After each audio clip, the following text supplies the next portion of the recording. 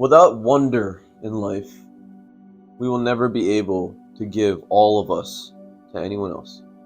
My name's Tarab. I make videos about emotional intelligence every day. And today I'm going to talk about the concept of space. The concept that eludes many humans and inspires many of us. Inspires us to wonder.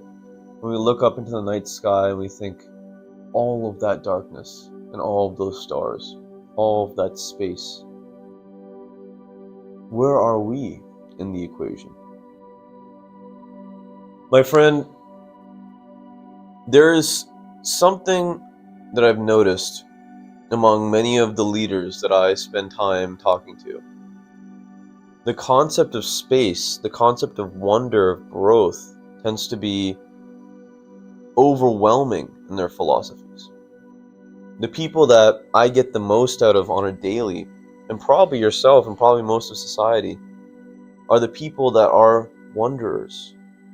The people that are looking forward, are looking out into life, instead of looking into their homes that they've created, nitpicking everything. You might be someone that is wondrous. You might be someone that dreams big, someone that knows that the world is abundant. And in that, you may have found that it's difficult to communicate with many other people that have more closed off minds. Perhaps you're one of those people that has a more closed off mind. I argue in both cases, it's very important to understand the negative. In a piece of art, there is positive space and negative space. Both are equally important in the composition. In philosophies in life, I think it's very important to understand our philosophy and everything that isn't.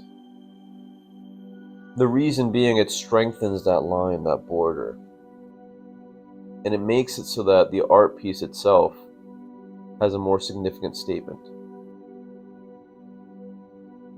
For some reason, space comes into a lot of the minds of young entrepreneurs that are looking to do large things.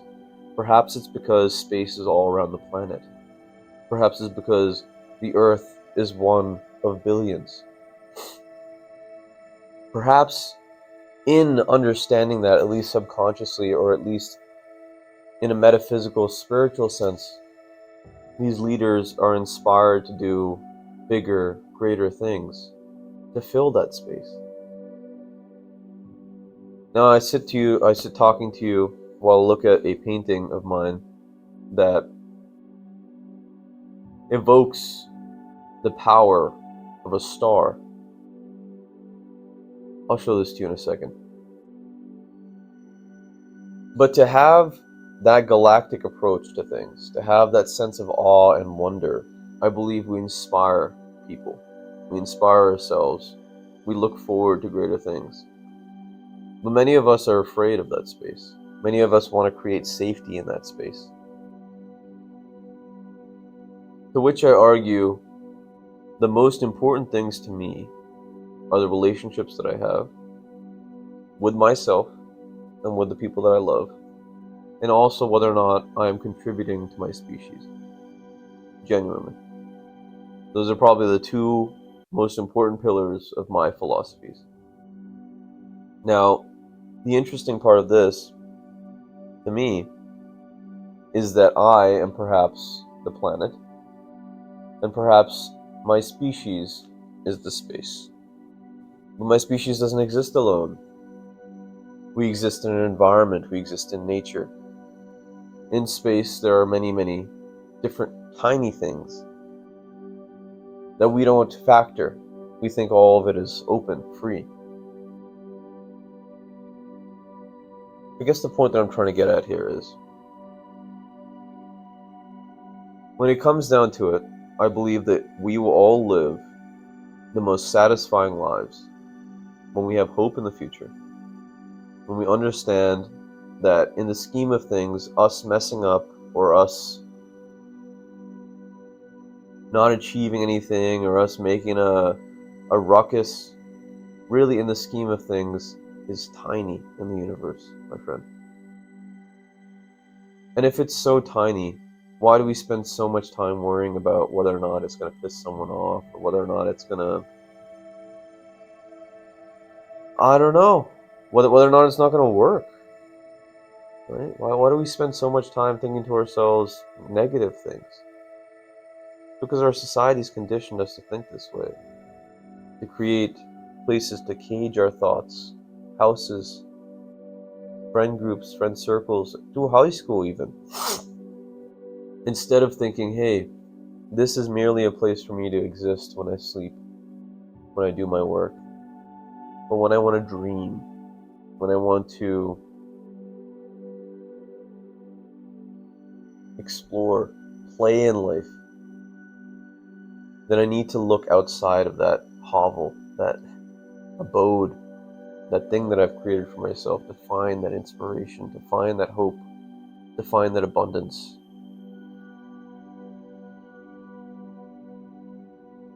I've seen this with very, very successful people, that there is, it depends on the level of success, but you can feel an energy in someone when they smile with all their smile, when they give you the energy, the time, the emotion, you feel it. You don't even have to talk to someone, but if they give you a big smile in a parking lot while you're driving by, you feel good about it. You may be a skeptical person. You may think to yourself, what is this strange person doing, and feel weird about it. I would say emotional intelligence probably has to play in. That if you're someone that is constantly skeptical about the world, if you're someone that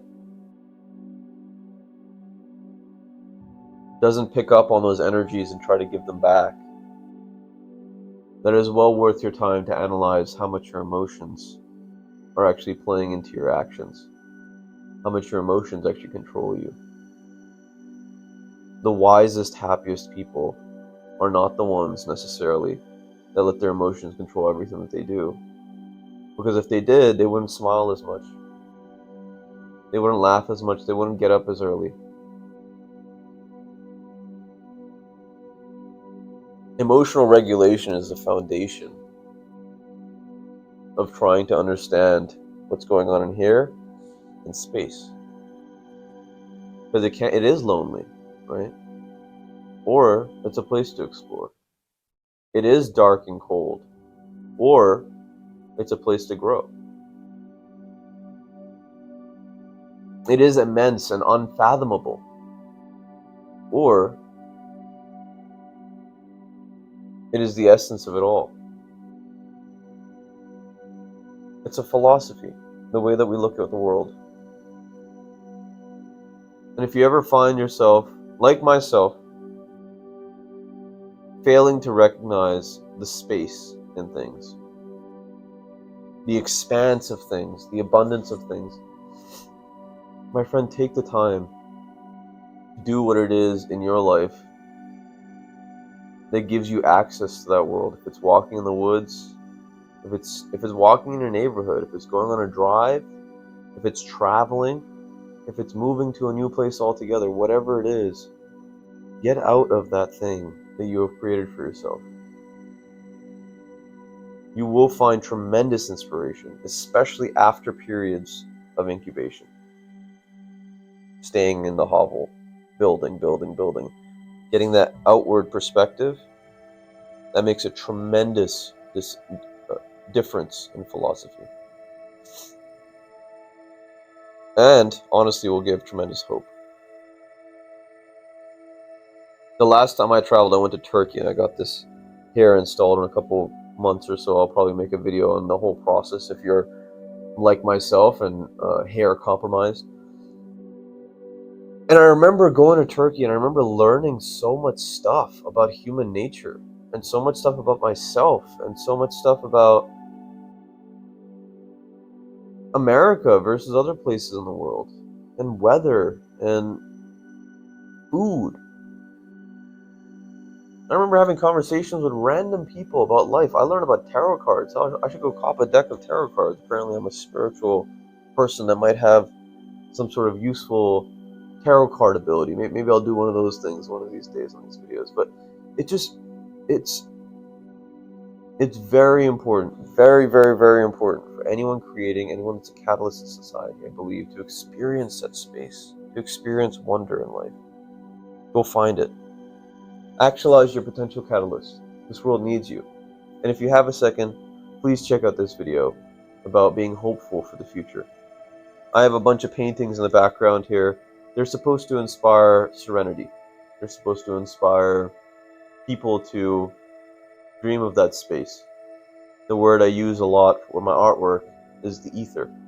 My first album, in fact, music album, is called Ether. Perhaps I'll post a link in the description below. Actualize your potential, my friend, and take care.